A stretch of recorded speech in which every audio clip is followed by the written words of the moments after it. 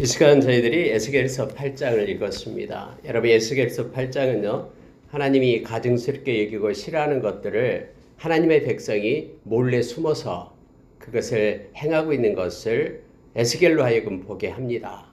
실제적으로 여러분, 에스겔서 8장은 오늘날 하나님을 섬기고 예수를 믿는 제자들이 이면적으로 또 감춰져 있는 내면적 그러한 것을 가지고 하나님을 반역하고 또 하나님을 만홀히 여기면서 행하는 모든 것들이 이 말씀을 통해서 우리가 비춰보며 하나님께로 돌아와야 됨을 깨닫게 합니다. 여러분, 하나님께서는 오늘 보니까 여섯째 해 여섯째 달 6월 초닷새 6월 5일 날 기다리고 있었어요. 에스겔이 하나님께서 내게 주신 그런 말씀이 뭔지 기다리고 있는 그때에 또 앞에는 장로들이 있었습니다. 물론 이건 바벨론에서 지금 일어나고 있는 상황입니다. 그런데 그때 하나님께서 권능이 에스겔에게 임했다라고 성경은 말합니다. 권능이 임하니까 하나의 형상이 보여, 불같은 형상이 보이는데 이것은 옛날에 들에서 봤던 그 형상과 똑같았다라는 거예요. 우리 1장에 보면은 그발강가에서 보았던 그런 형상과 똑같다라는 걸 알게 됩니다. 이렇게 허리 아래로는 불로 되어 있고 위에는 마치 단쇠처럼 불에 달궈진 새의 그러한 형상을 하고 있었다라는 거예요. 근데 이러한 형상은 옛날에 봤던 형상이었기 때문에 금방 알게 되죠. 그리고 하나님의 형상이다라는 것을 그가 깨닫게 됩니다. 우리가 여러분 기도를 계속할 때에 우리를 만나주시는 하나님이 우리 가운데도 계시죠. 성령께서요. 그리고 그때 또 우리의 영을 또 데리고 또 동일한 그런 장소로 이렇게 이끄는 환상 가운데요. 그런 경우도 우리도 경험을 하죠. 동일한 똑같은 곳에서 여전히 옛날에 함께 했던 그 우리 주님의 모습으로 만나주시는 그런 것을 보게 됩니다. 마찬가지로 여러분, 에스겔에게는요, 동일한 형상이 나타난 거예요. 처음에 나타났던 그 형상이 동일하게 나타난 것을 보게 됩니다. 갑자기 그 형상에서 손 같은 게 나와가지고 이렇게 에스겔의 머리를 잡았어요. 그리고 천지 사이로 끌어올려요. 성령께서 올렸다라고 말하죠. 그리고 갑자기 사천리길이 떨어진 예루살렘 성전으로 이렇게 이동시키는 거예요.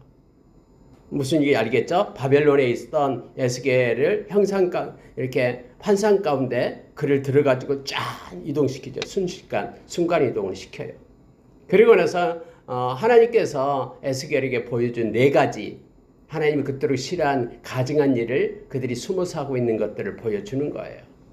근데 여러분, 여기서 우리가 중요한 것을 하나의 영적 원리를 발견하게 되는데요. 하나님은 정결하지 않고 이렇게 부정하고 또 거짓된 곳에는 하나님은 임재하지 않습니다. 오늘 말씀처럼 하나님은 그곳을 떠난다라고 말하죠.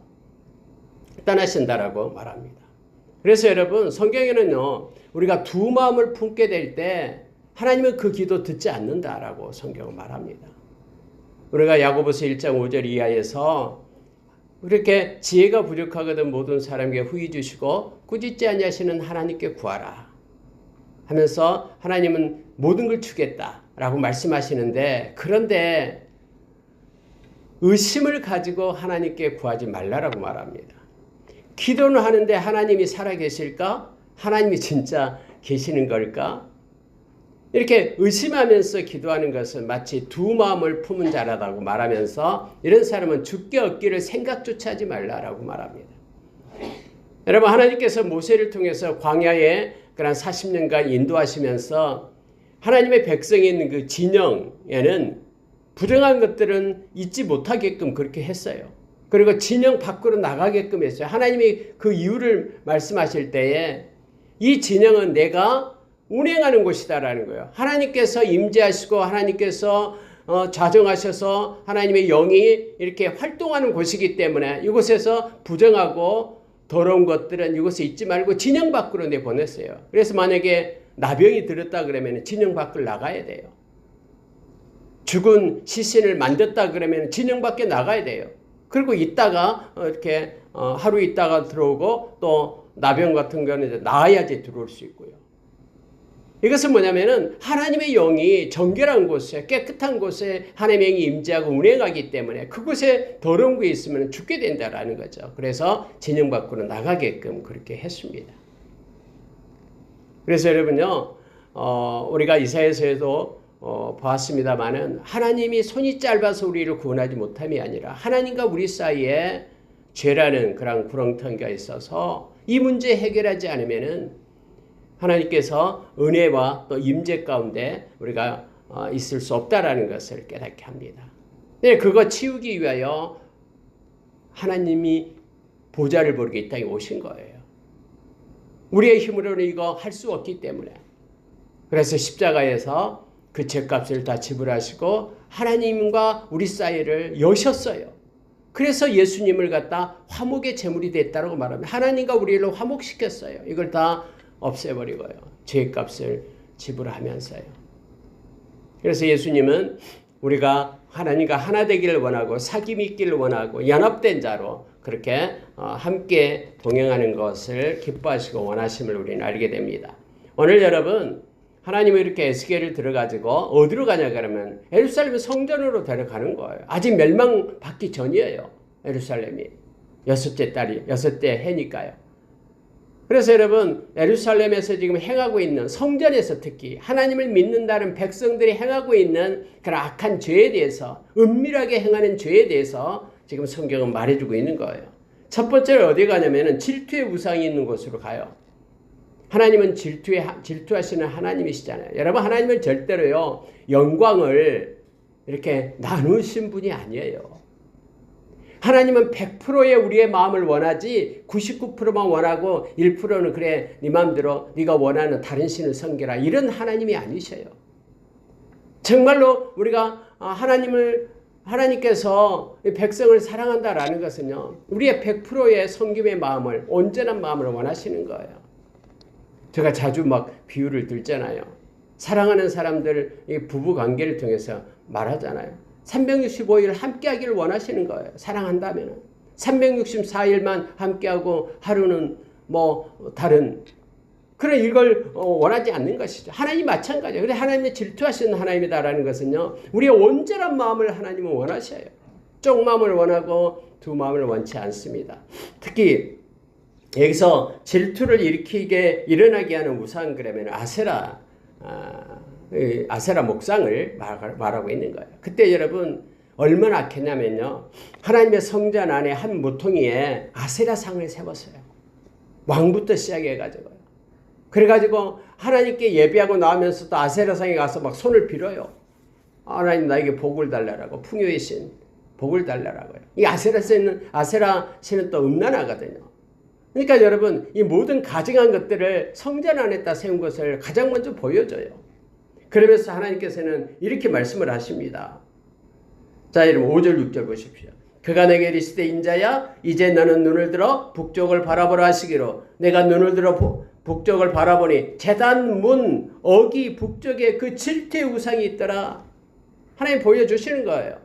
그 아세라상을 세워놓고 오고 가며 성전에 예배하러 온다는데 그거 보는 거예요. 여러분 요즘에 천주교가 옛날부터 그랬습니다만 천주교가요 많은 이렇게 석상을 세웠어요. 그리고 이 로마가 그 주변에 있는 많은 나라들을 갖다 흡수할 때 그들이 믿고 있는 그런 신들을 갖다가 그렇게 서로 융합하고 하나 되는 국가를 만든다고 해서 받아들인 거예요. 그래서 태양신의 문양을 갖다가 그렇게 하고 뭐 지팡이 같은 것도 만들고 막 여러 가지 것들이 있어요. 그리고 뭐 기도를 할 때도 하나님께 직접 하는 것이 아니라 무슨 성자의 이름으로 기도하고 마리아의 이름으로 기도하고 여러분 이 모든 것들이요 실제적으로 성경적으로 맞지 않아요. 성경이 그렇게 가르친 게 어디 있습니까? 주님께서 주기도문 가르쳐 주실 때 하늘에 계신 우리 아버지여 이렇게 기도하라고 했지 누구의 이름을 가지고 기도하라고 했습니까? 예수의 이름밖에는 우리에게 준 적이 없는데요. 네, 여러분 그러니까요. 사람의 생각에 의해서 만들어놨다. 아세라상을 딱 세워놓고 전혀 몰라요. 그들의 삶이 됐기 때문에. 들어가며 성전에 오가며 예배하러 간다고 하지만은 가면서 아세라상을 먼저 보고 우리에게 풍요를 줬으면 좋겠다라고 말하고요. 나오면서도 역시 그렇게 생각하고요. 그래서 이 가증한 것을 그곳에 두면서 이걸 보라라는 거예요. 그러면서 여러분 하나님께서는요 6절에서 이렇게 말씀을 하셔요. 그가 또 내게 이르시되 인자야 이스라엘 족속이 행하는 일을 보느냐? 그들이 여기에서 크게 가증한 일을 행하여 나로 내 성소를 멀리 떠나게 하느니라. 하나님은 분명하게 말씀하셔요. 가증한 일이 있고 이곳에 하나님께서 원치 않은 하나님의 영광을 쪼개게 하는 두 마음을 품고 행하는 이 모든 것들 하나님은 가증한 일이라 말하면서 하나님이 말씀하신 게 뭐냐면요. 나로 하나님이 하나님의 성소를 멀리 떠나게 하느니라. 하나님의 임재가 없게끔 한다라는 거예요. 아무리 기도해도 마음의 쪽마음을 가지고 하나님의 자리에 다른 무언가를 조금이라도 세우면서 그렇게 불결하고 하나님이 가증스럽게 여기는 것이 있는 그곳에 하나님은 임재하지 않는다라는 거예요. 하나님은 그곳에 역사하지 않고 임재하지 않으신다라고 오늘 말씀합니다. 내가 멀리 떠나게 한다 그것이 라고 하나님은 말씀하고 계십니다. 하나님께서는 이제 다시 한번 두 번째로요. 그가 나를 이끌고 뜰문으로 들어갑니다. 근데 여러분 뜰문에는요. 어떤 현상이 나타나냐면 담이 쳐져 있어요. 안 보여요. 밖에서 보면 담이 있기 때문에. 근데 하나님께서는 저 구멍이 있다고 말하는 거예요. 담에 구멍이 있다. 그 구멍으로 봐라. 했더니 구멍이 있어요. 그래서 구멍 안에 문이 조그마하게 문이 하나 있는 거예요. 아무도 멀리서 보면 안 보이는 은밀한 문이 있는 거예요. 그래서 하나님께서는 담을 헐라 하니까 이제 환상 중에 담을 허는 거예요. 담을 헐었어요. 그러니까 문이 나타나요. 그래서 그 안에를 들여다 보게끔 하나님께서 하시는 거예요. 여러분 성령님은 모르는 게 없잖아요. 그리고 여러분 우리가 천상을 얘기할 때에 이 네 생물들에게도 눈이 있어가지고 다 알고 보고 계신다라고 우리에게 말씀해주고 있죠.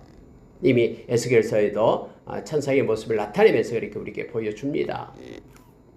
그래서 문을 열고 가니까 문 안에는 어떤 현상이 캄캄해요. 근데 여러분 그 벽에 하나님께서 불결한 그런 부정한 그런 동물들 또 곤충들 벌레들 절대 성전에는 있어서는 안 될 것들을 갖다가 벽에다가 그려놨어요. 그리고 우상을 갖다가 벽에다가 새겨놨어요. 그리고 여러분 놀라운 것은요. 몰래 살짝 들어왔던 장로 70명이 향단을 분향을 하는 거예요. 무슨 얘기냐면 섬기고 있다라는 거예요. 예배를 드리고 있는 거예요. 그 하나님께서 너무너무 싫어하는 가증스럽게 여기는 것, 부정한 것이기 때문에 이것은 하나님이 거룩을 가리키기 위하여 그렇게 레위기서에 했던 그 모든 것들, 또 이스라엘 백성이 섬겼던 그런 우상들을 벽에다가 이렇게 새겨놓고 몰래 숨어가지고 그곳에서 사람도 많아요. 많은 그런 하나님을 잘 섬겨야 될 장로들이 70명이나 또 사람의 이름까지 나옵니다. 그때 당시 힘이 있었던 사반의 아들 야하사냐도 그 가운데 서서 손에 향로를 들어가지고 막 분향을 하는 거예요. 향연이 막 올라가요. 향을 피워가지고요. 이걸 보게끔 하는 거예요. 여러분 그러면서 그들이 행하는 말이 이렇게 말한다까지 말합니다. 12절 보십시오. 또 내게 이르시되 인자야 이스라엘 족속의 장로들이 각각 그 우상의 방한 어두운 가운데에서 행하는 것을 네가 보았느냐? 그들이 이르기를 여호와께서 우리를 보지 아니하시며 하나님이 보지 않는다라는 거예요. 그래서 여러분 하나님이 보지 않는다 생각하면요 사람들이 대담하게 악을 행합니다. 하나님이 보고 계신다 그러면 하나님 앞에서 악을 행할 수 있겠습니까? 근데 하나님은 모를 거야. 이거 보이지 않아. 담을 쳐놨는데 어떻게 봐. 이 어두운데 어떻게 알아. 막 우리만이 기호로 이렇게 벽에다가 새겨놓고 우리가 하나님이 주시는 축복 말고 또 다른 귀신으로부터 악한 것으로부터 오는 축복을 위해서 그렇게 하는 걸 어떻게 알아. 라고 그들이 생각하면서 실제로 그들을 섬기고 가증한 것을 섬기고 분향하고 있다라는 거예요.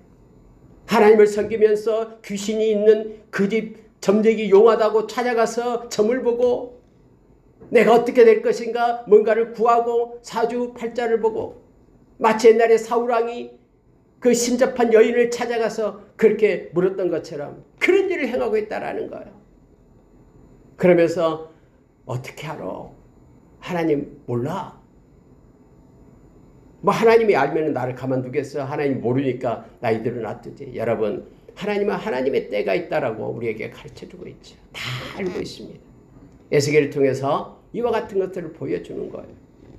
특히 어두운 밤이다, 어두운 곳이다라는 것은요, 우리의 내면적인 것을 말하고 있습니다.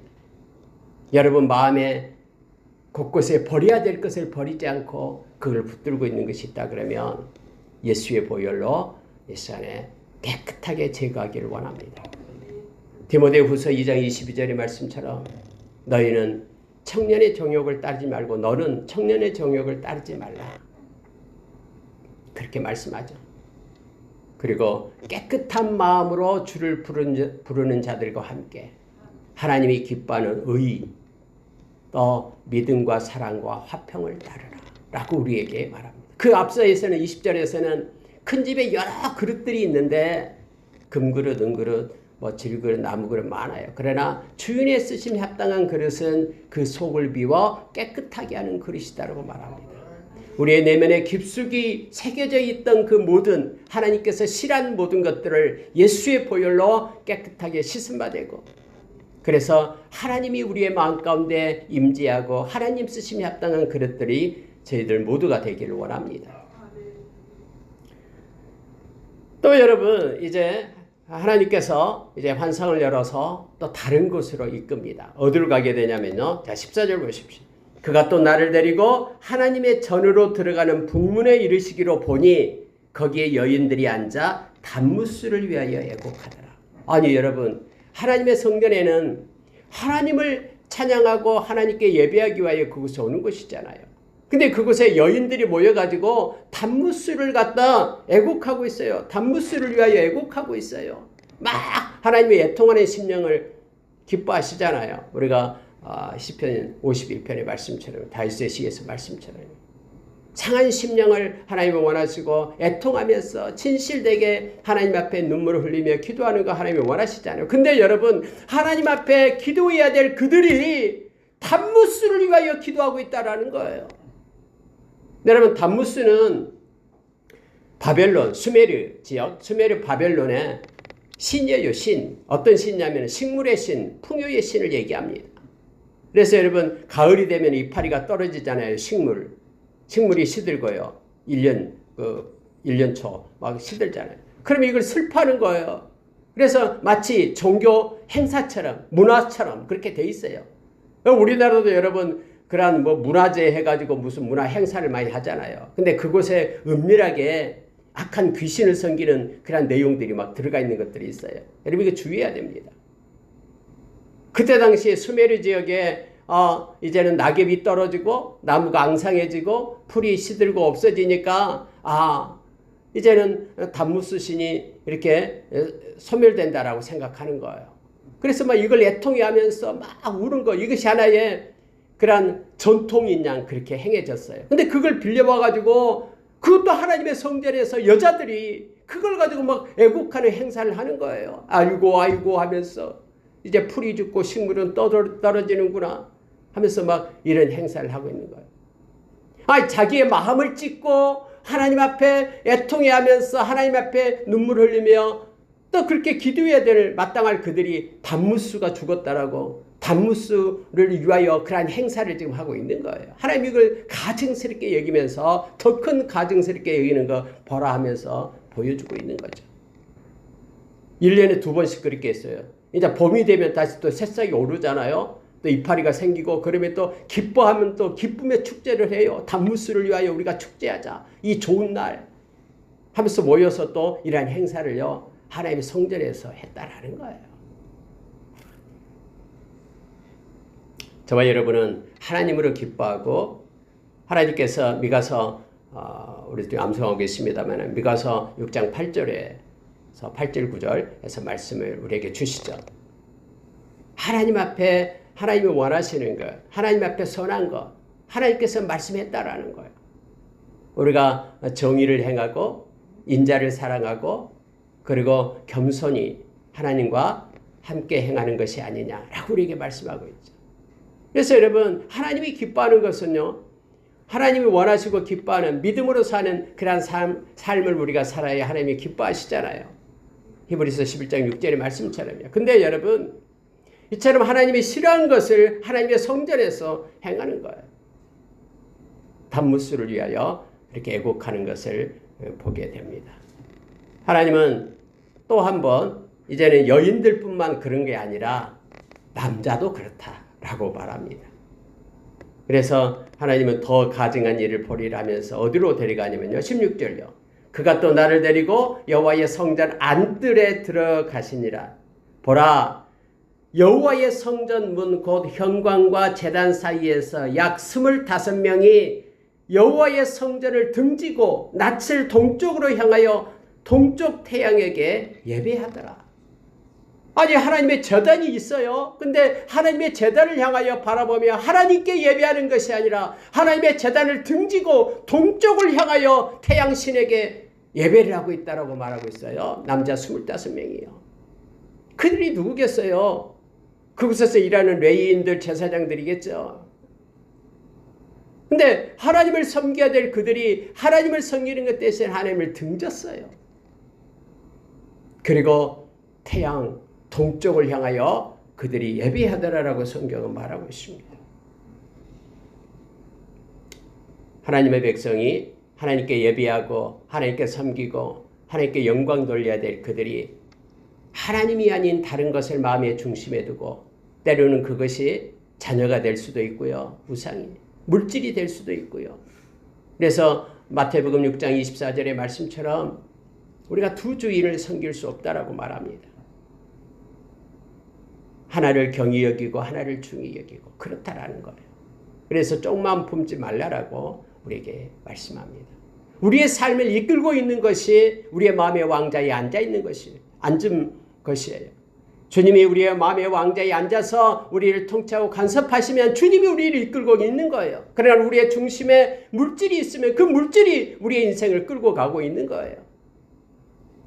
자녀가 만약에 하나님처럼 그런 우상이 된다 그러면요, 자녀의 말은 다 들어요. 그러나 하나님의 말씀은 버려요. 그래서 여러분요, 그 어떤 것도 하나님의 자리에 하나님의 그 영광을 하나님은 나누거나 절대로 쪼개어주지 않습니다. 하나님은 언제나 우리의 마음을 원하고 진실한 우리의 마음, 하나님의 경외하는 우리의 마음을 하나님은 원하신다라는 거죠. 성전 안에서 즉 하나님을 믿는 백성이 하나님 아닌 다른 것에 예배하면서 있는 모습, 기가 막힌 모습을 하나님께서 에스겔에게 보여주면서 에스겔아, 내가 왜 성전을 버린 거 알지? 라고 말씀하신 거예요. 다음에 여러분, 하나님의 영이 성전을 동문으로 떠나버립니다. 에스겔서에서요.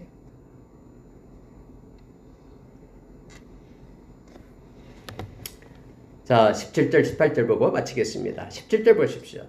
또 내게 이르시되 인자야, 네가 보았느냐? 유다 족속이 여기에서 행한 가증한 일을 좁다 하겠느냐? 그들이 이 땅을 폭행으로 채우고 또 다시 내 노여움을 일으키며 심지어 나뭇가지를 그 코에 두었느니라. 여러분, 나뭇가지를 코에 두었다라는 것은요, 이것이 페르시아의 그러한 관습입니다.